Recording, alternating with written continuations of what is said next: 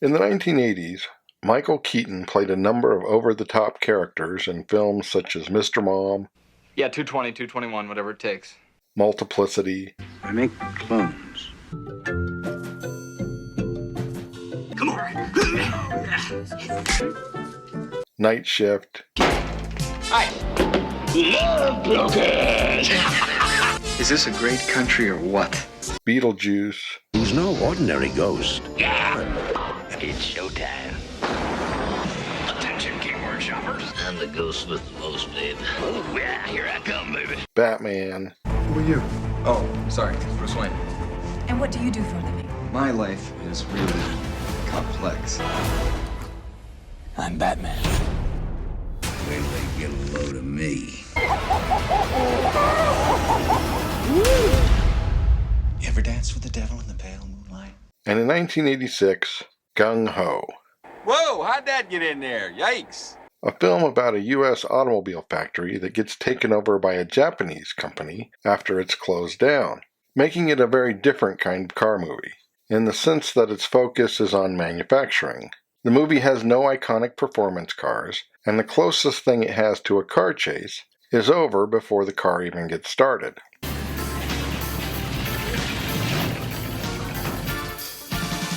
In fact, the focus is at least as much on culture shock as it is on manufacturing.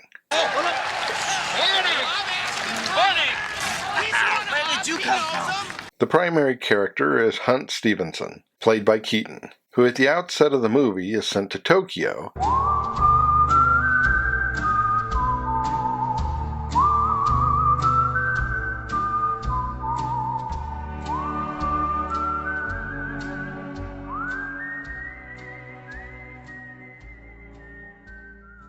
to convince the fictitious Asan Motor Company to purchase the modern plant Completely retooled, and I'm telling you, it is in great shape. in the fictitious Hadleyville, Pennsylvania. After he is successful, he is put into the position of mediator between the returning workers We would like for you to be employee liaison. and the new Japanese leadership. My name is Takahara Kazuhiro Asan, Corporate Managing Director. Hai, yoroshiku.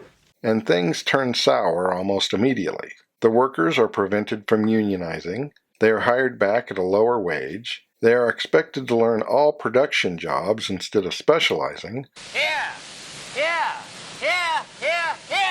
Not the yeah. while increasing productivity to record levels and maintaining it there. How many? 15,000 cars in 1 month.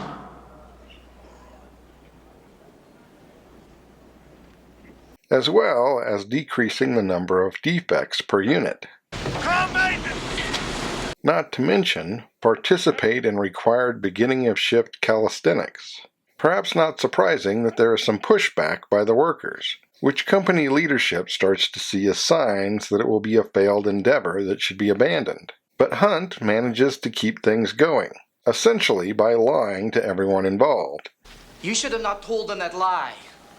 Well, I thought we'd make the quota. and making promises that he can't possibly keep to both sides.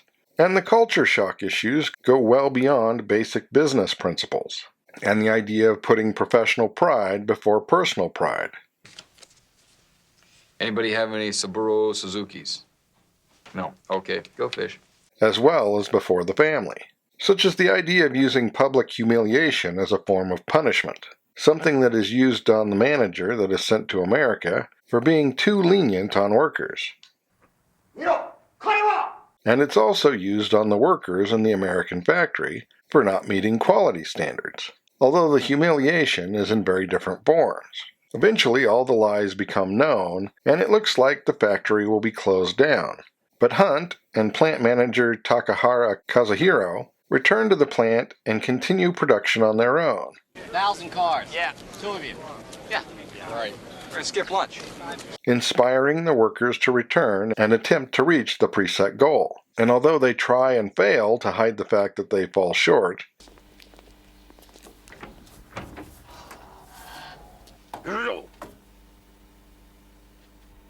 We were this close to pulling this thing off. This close to doing it. the CEO is impressed with the effort, and the factory is saved with compromises on both sides. So what do they use for these pretend Japanese cars? Well, naturally, Fiats.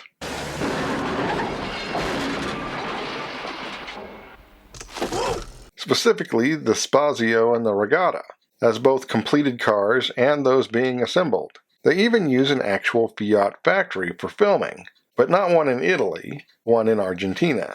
The film poked fun at both American and Japanese culture, but wasn't particularly funny, which might explain the mixed reviews. But Michael Keaton was everything one would expect. I'm like really lost. I don't have a clue where I don't know. Am I still in Japan? And both George Wendt and Gary Watanabe played unusually serious roles and did it quite well. And while it may not have been the most accurate representation of the events going on at the time, it has been used as training on how it shouldn't be done, making it both entertaining and informative. And as always, thanks for watching. Don't forget to comment below and like and subscribe.